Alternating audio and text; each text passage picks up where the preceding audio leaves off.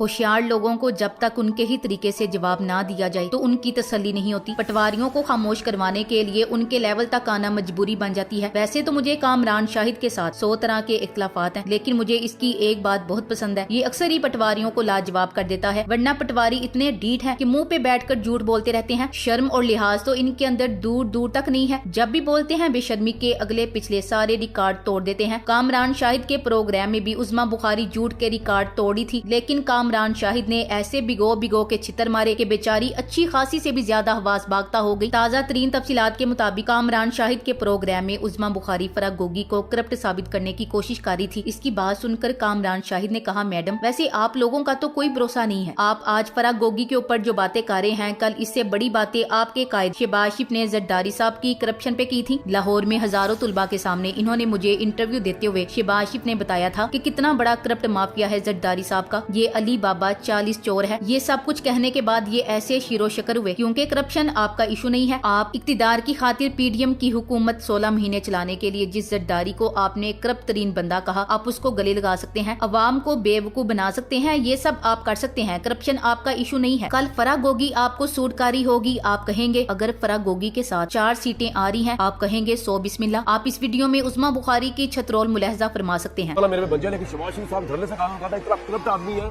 ये अली बाबा 40 चोर, जर बाबा 40 चोर, वो कुछ कहने के बाद आप ऐसे शेरो शक्ल में, करप्शन आपका इशू नहीं है।